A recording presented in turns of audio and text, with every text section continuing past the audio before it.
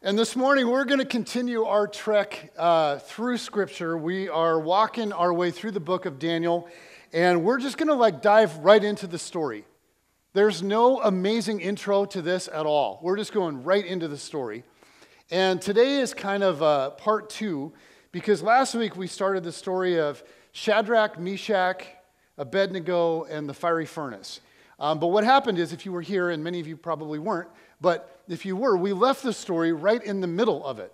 And so let me recap for those of you that weren't here last week and those of you that were but don't remember it at all, and get us up to speed.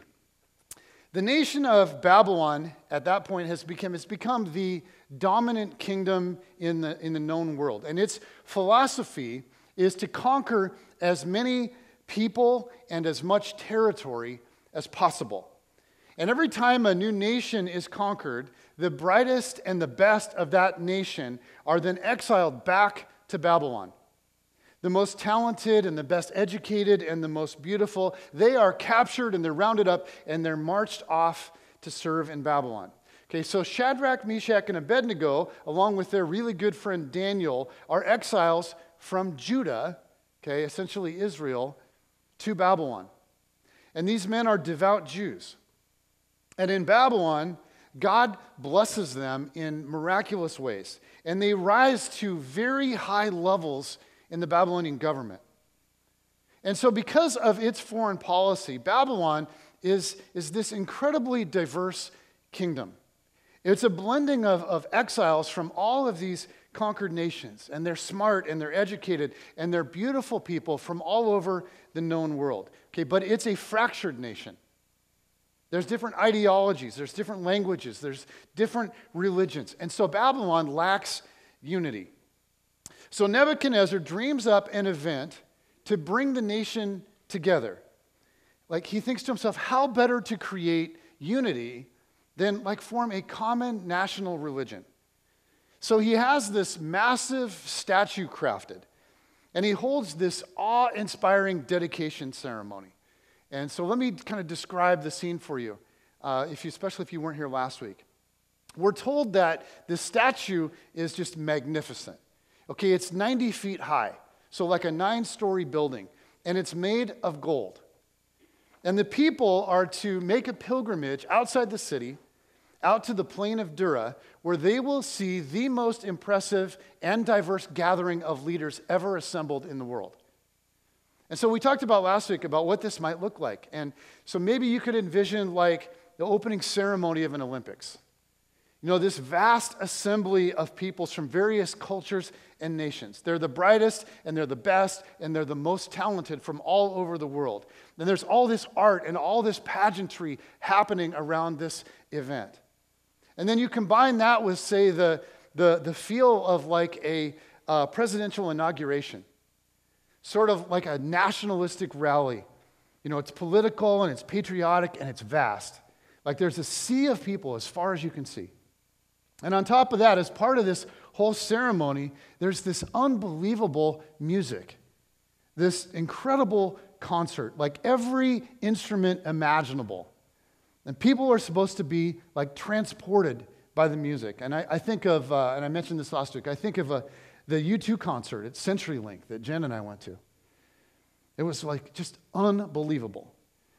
There were times during that where I felt just transported. In fact, we were sitting there and I was thinking to myself, if the church is going to try to compete with the world in its ability to just impress people, it's never going to happen. I mean, this thing is unbelievable. People are going to be coming to church for other reasons, but I was sitting there, I was just goosebumpy. This is amazing. And it was this transcendent experience. Okay, so when you're imagining this dedication ceremony, think of a Babylonian U2 concert. Okay, so this is the scene. You got all this stuff coming together. This is the dedication ceremony. It's extravagant. And Nebuchadnezzar is envisioning this dramatic, unifying moment. And the hope is that all of this together will just compel people to bow down in worship. But just to be sure, Nebuchadnezzar orders that anyone that refuses to bow be thrown into a fiery furnace. Okay? So the music starts, and the sea of people falls to the ground in reverence. You have to imagine hundreds of thousands of people bow simultaneously. It must have been breathtaking for Nebuchadnezzar. He must have just been like, wow. Until he realized that 3 of his top officials, like 3 guys that he had just promoted, the Jews that were exiles from Judah, Shadrach, Meshach, and Abednego, are still standing. Now understand, these are young men of great promise. Against all odds, they've risen to exalted positions in the world's most powerful nation. And they could look forward to great lives, great families, deeply fulfilling stuff happening for them. Their hearts were full of hopes and dreams.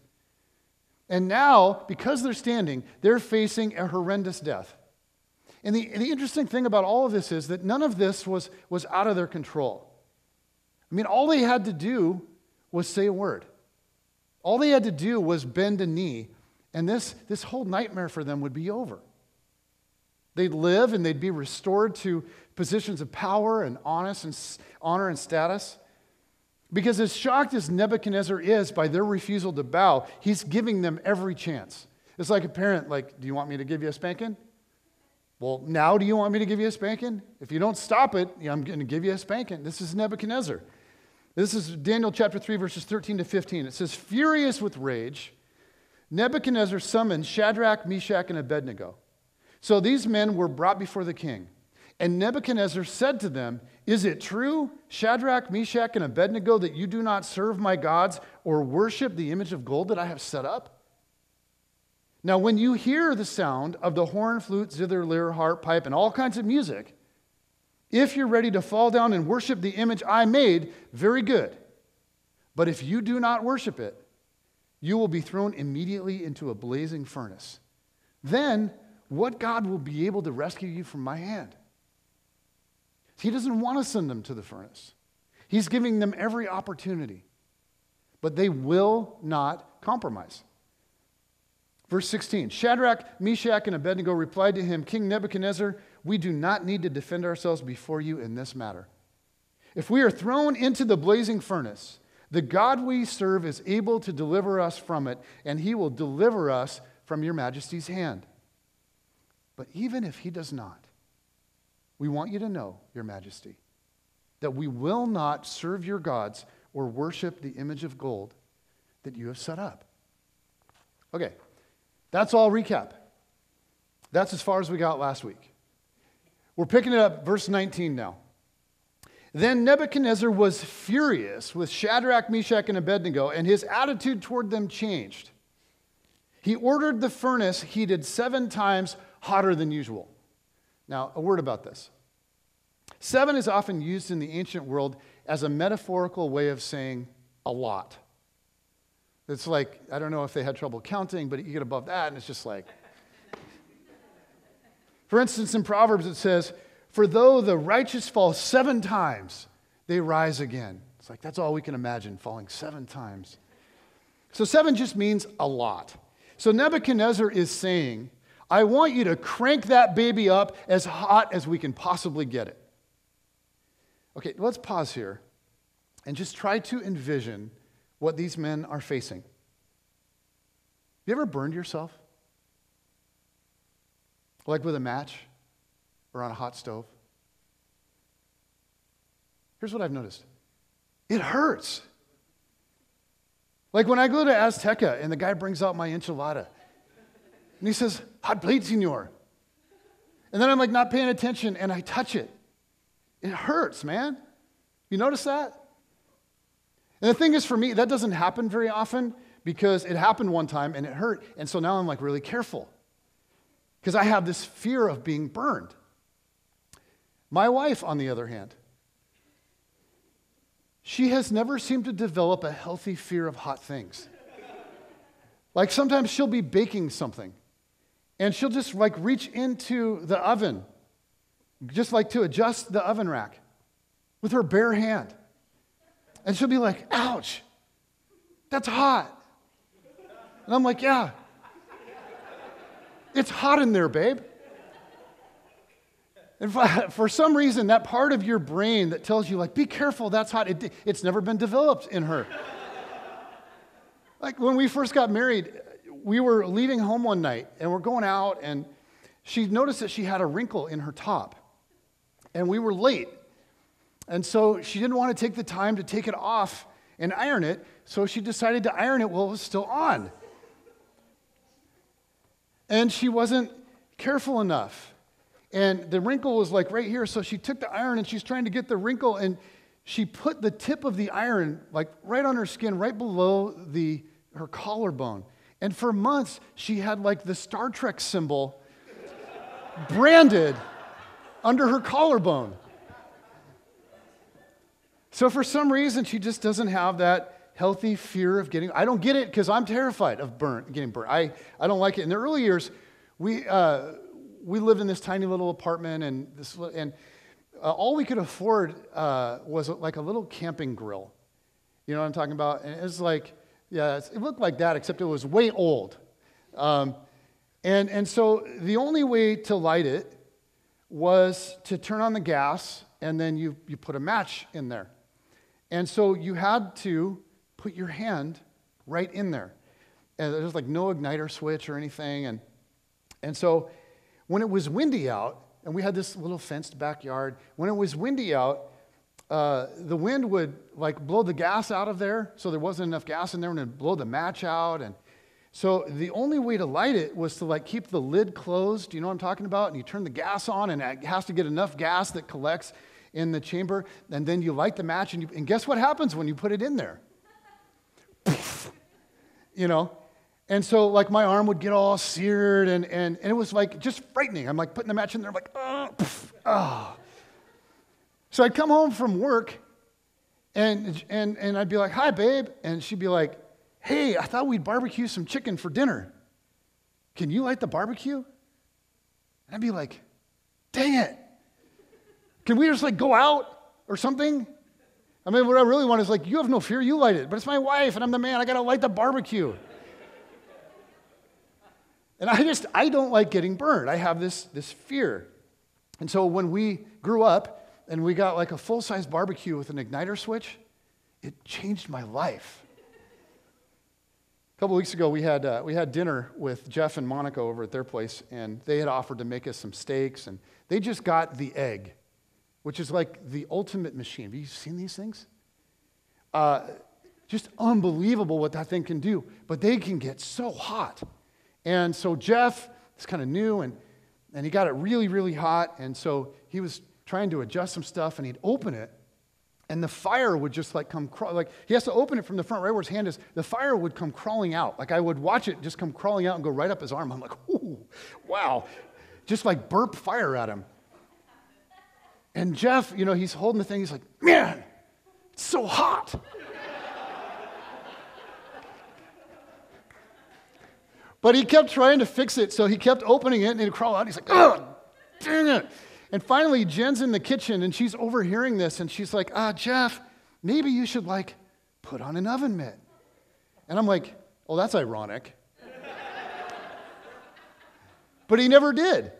Because he was like, you know what? I'm new at this, and I got to get this thing figured out. And so kept burning his arm. And by dinner, Jeff had no hair on his arm. But we had, like, really good steak. Okay, now, so, I mean, here's the point. We've digressed, like, a lot.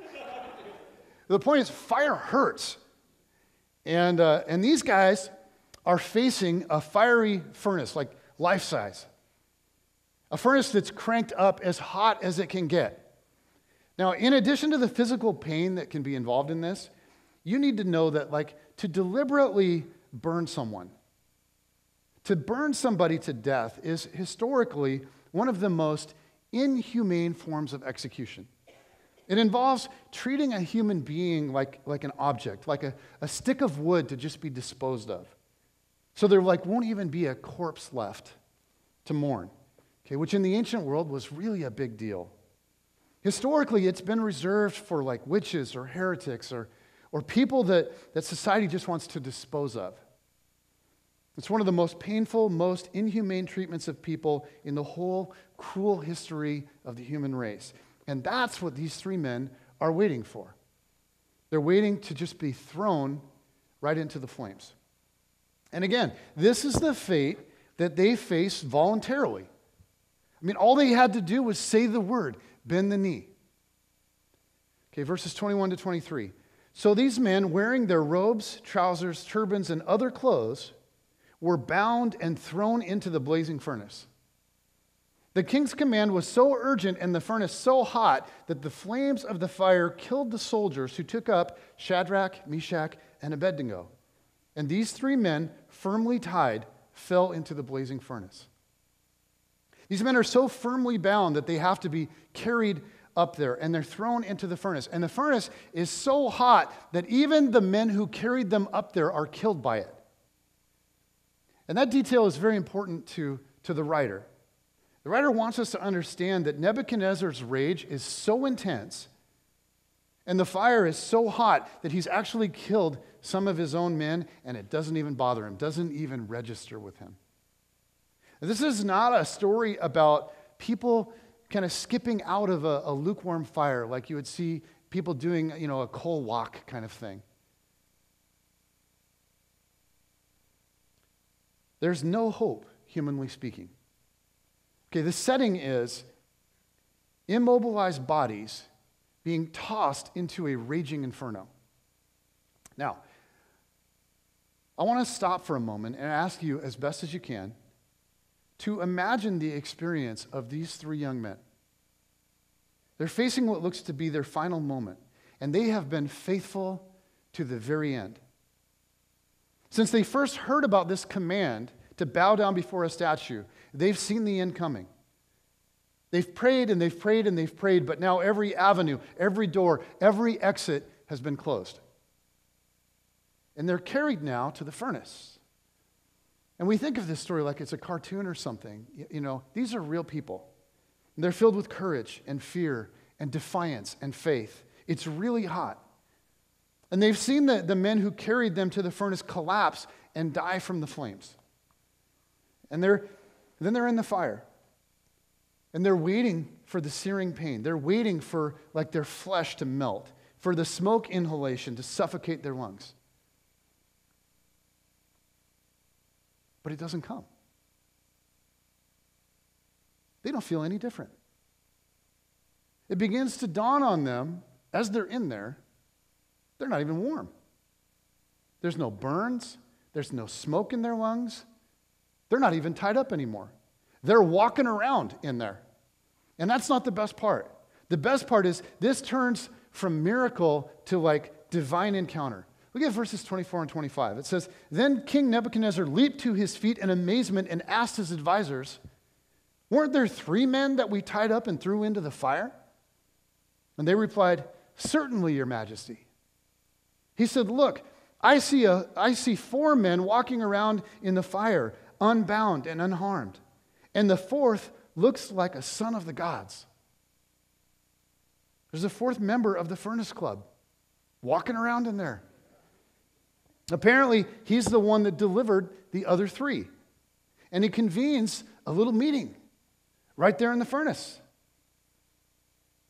Now, who was the fourth man who appears from nowhere and can cheat death and looks in appearance like the son of the gods?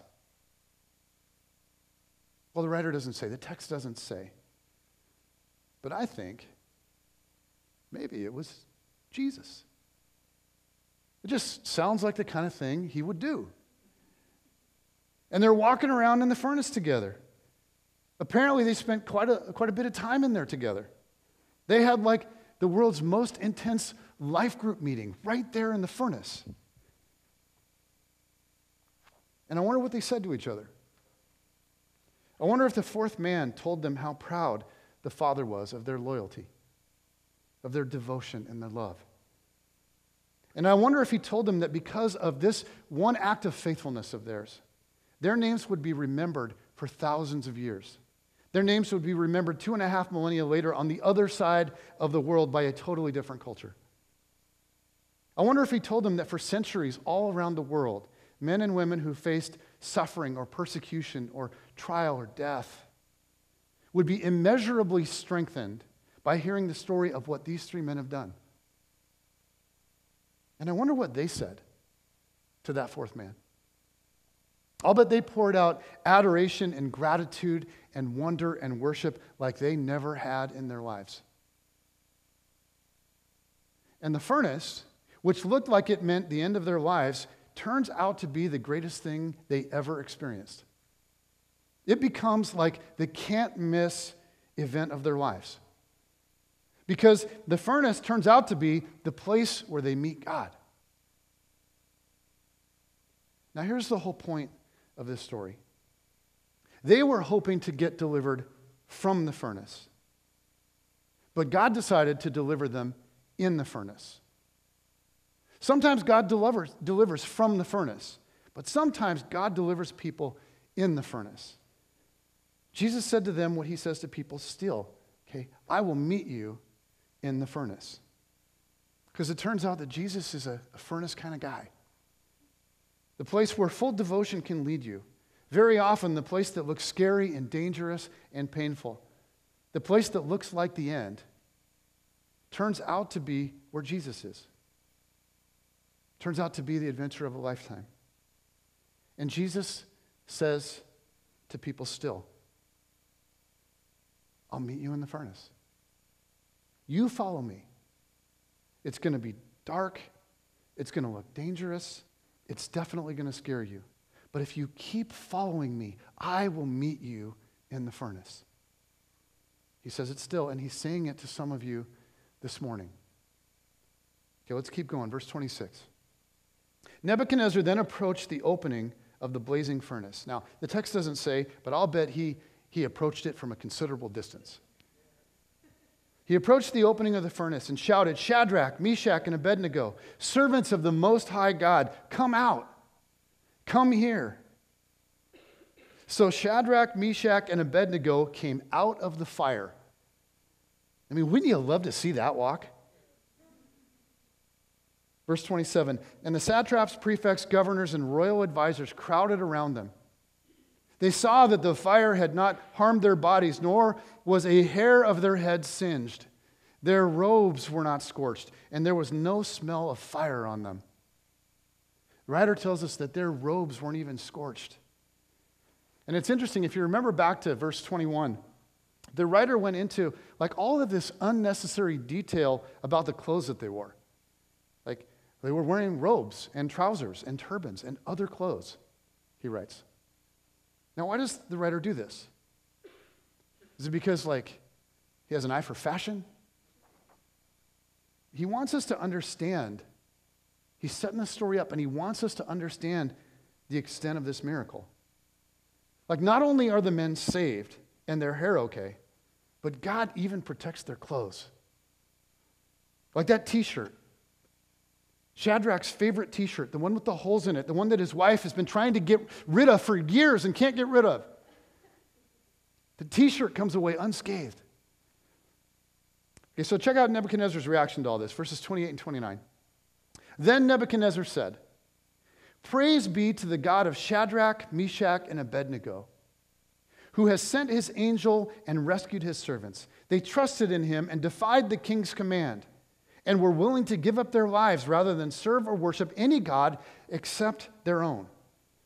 Therefore, I decree that the people of any nation or language who say anything against the God of Shadrach, Meshach, and Abednego be cut into pieces and their houses turned into piles of rubble.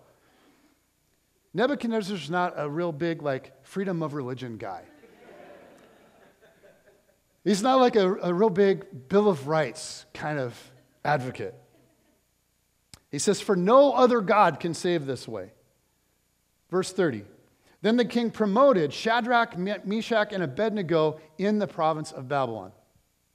Now, like, he doesn't just restore them, he promotes them. They defied him. He promotes them.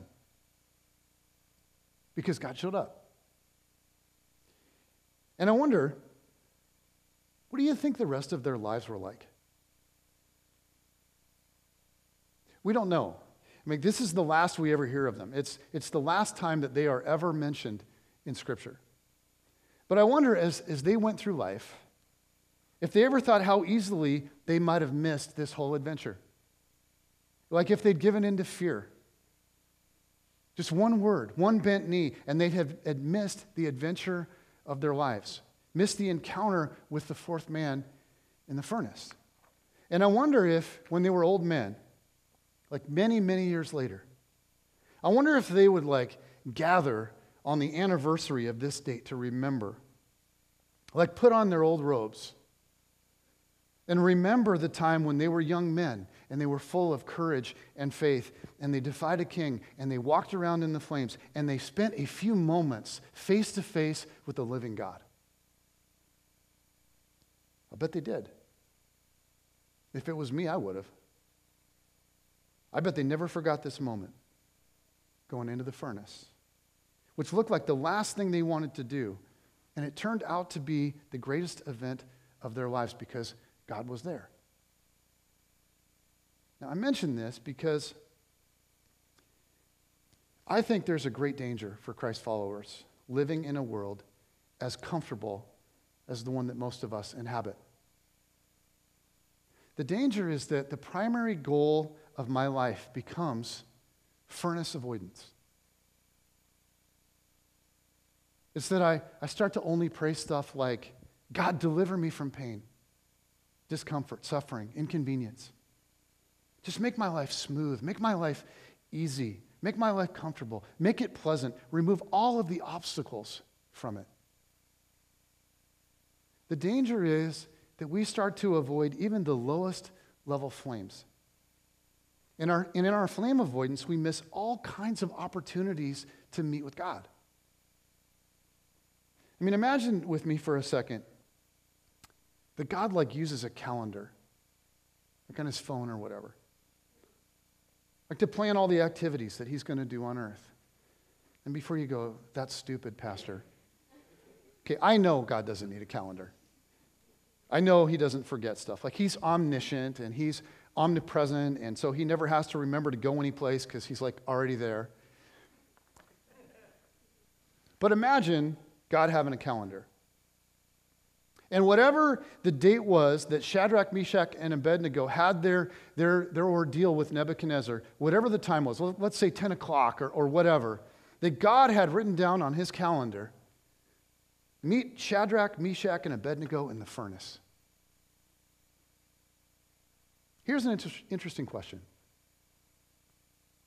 What if they hadn't shown up? I mean, their whole life as an adventure depended on that decision, their willingness to face the furnace. And now think about this in a little bit more personal way. Where on his calendar might God have your name written down? I'm going to meet you in the furnace. I'm going to meet Jeff in the furnace. I'm going to meet John in the furnace. I'm going to meet Lisa in the furnace. Where's the place that God is trying to get you to go? Where's the place that he is planning and hoping to meet with you? And then will you make it? Will you be there? Will you show up? Because here's the really annoying thing about miracles. The difficult thing about experiencing the presence of God. When he invites us to a certain place, to experience the miracle and to experience him, we have to go. We got to show up.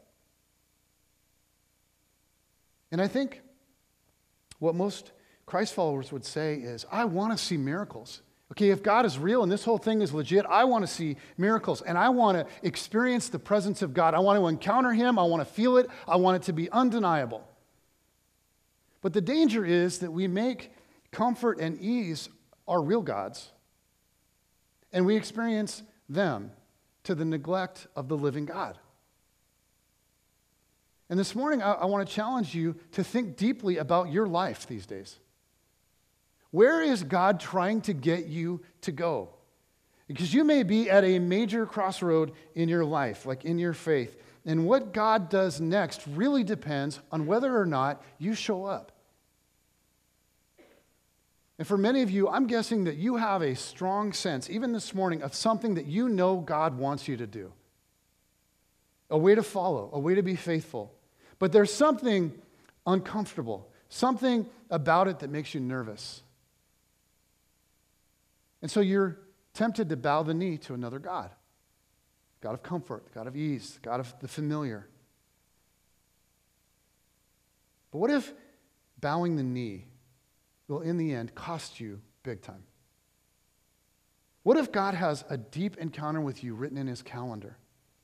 What if God wants to do a great work, but you have to show up to experience it? Maybe it has to do with a relationship. Maybe you're in a relationship right now and it's not leading you to God, but you like it. It's comfortable, or it's predictable, or it's exciting. But in the end, it's not really where God is.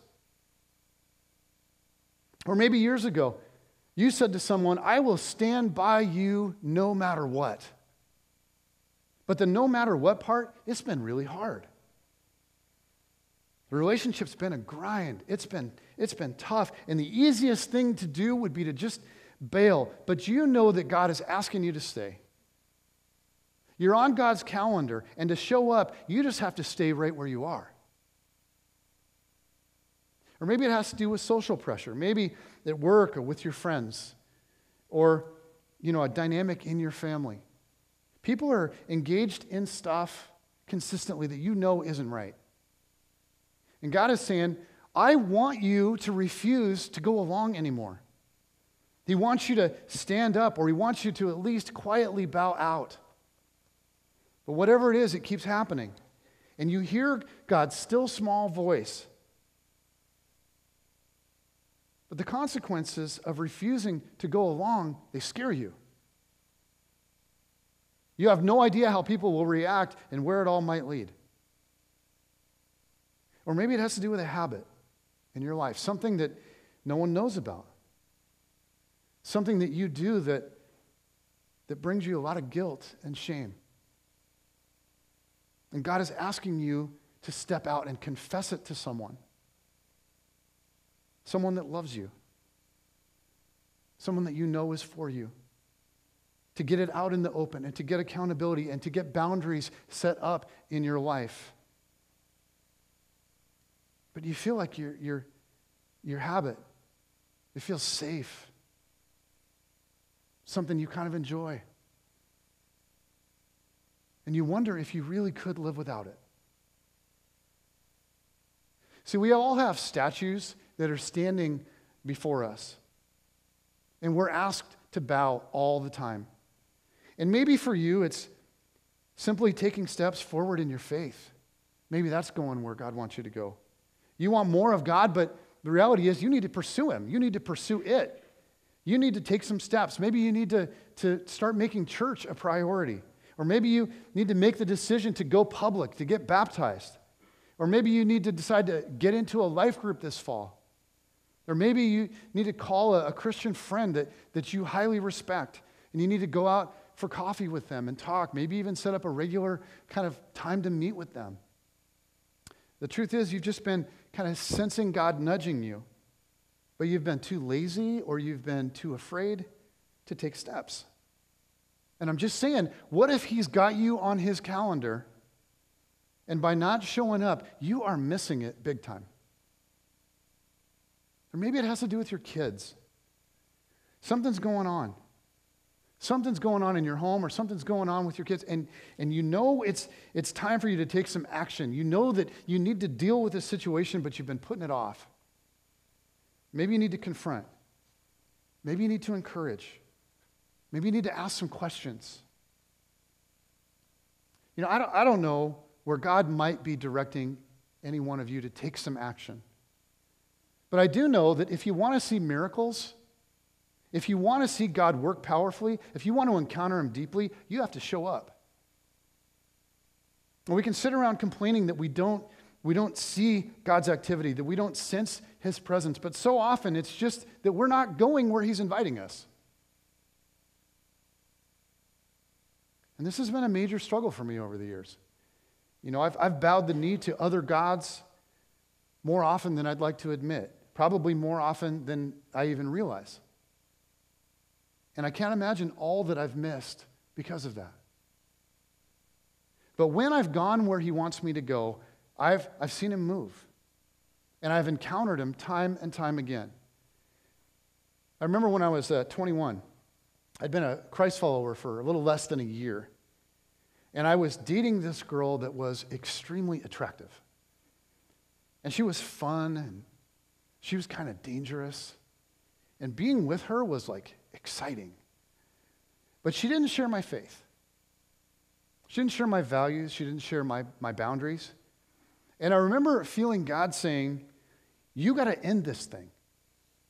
Run away. But see, I didn't really want to. Because it was dangerous, and it was exciting, and it was everything that in my old life I had longed for. Okay, but I had this horrible, unsettled feeling that I couldn't shake. And so, through gritted teeth, I ended it. And now that I'm married to Jen, I think about what life would have been had I not ended that thing. I think about all that I would have missed, like these amazing adventures that Jen and I have been on together, God-centered adventures that actually mean something, like the beauty of raising kids together, the challenges and the joys, the unbelievable adventures that we've had together in Haiti, the crazy adventure that it's been starting this church. But had I simply stayed with the dangerous chick, I would have missed all of that. And I would be a very different person. And I think about another thing, the temptation that came right before we moved here. Jen and I were about 4 months away from leaving Bellingham to move down here and start Brookview. And we didn't have any people saying they would do it with us. And we didn't have enough support raised, and we didn't have a facility to meet in, and there was like this endless list of unanswered questions. And our church in Bellingham had grown. This was the most extraordinary thing. It had grown from about 180 people to about 2,000 people in about 6 years. And it had just built a $6 million facility. It had people, and it had money, and it had programs, and it had stability. And I was asked about 4 months before we moved down here if I would join the staff, if I would be the number 2 guy right underneath the senior pastor. And the offer is good because it came with a guaranteed salary and health insurance. It included dental. And it came with an office, with bookshelves and a desk and all of that. And it came with a secretary that would support my ministry and hundreds of volunteers that were ready to serve. And when I would preach there, which would maybe be 12 times a year or so, the audience would be about 2,000 people. And it came with a chance to stay near Jen's family, our support, our childcare. But I had this unexplainable feeling, this nudging, that I had to say no. And it was so strong that I really didn't need to even talk it over with Jen. And so, babe, we could have stayed in Bellingham. No, I talked it over with her. And we both knew that we had to leave Bellingham. We had to come here. And I think of all that I would have missed if I hadn't shown up. I wouldn't have seen several of you come to Christ. And I wouldn't have seen the power and the beauty of what this little community can do and be. I wouldn't have seen certain marriages be restored. I wouldn't have seen God provide time and time and time again when our backs were against the wall and we were like, we're not going to survive. And most of all, over the last 11 years, I would not have encountered God in the way that I have. And I think God said to me back then, right after that meeting and that offer, okay, I will meet you in the furnace in Linwood. But I had to show up to experience it. And like I said, there have been plenty of times where I've bowed the knee. The gods of comfort and ease and predictability and selfishness, those gods are really shiny and attractive. And I've bowed before him a lot. Okay, way too much. I can't imagine or possibly know all that that's cost me, all that God wanted to do that I've missed. But when I've heard God calling and nudging and prompting, and I've gone where he's leading, he meets me there time and time again. And so I just want to ask you, where is he leading you these days? Is there a place that you're resisting because you're scared or you're uncomfortable? And I just want to say, what if you're on his calendar, but you have to show up?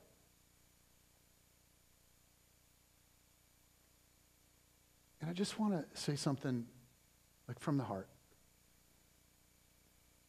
God is so good. He really is good. And he loves you, and he is for you more than any other person on the face of the earth, more than you're for yourself. And when he's leading you somewhere, he's leading you there because he wants to meet you. He loves you. He has good things planned for you. Doesn't mean it's going to be easy. Doesn't mean it's not going to be really hot there. But he's really, really good.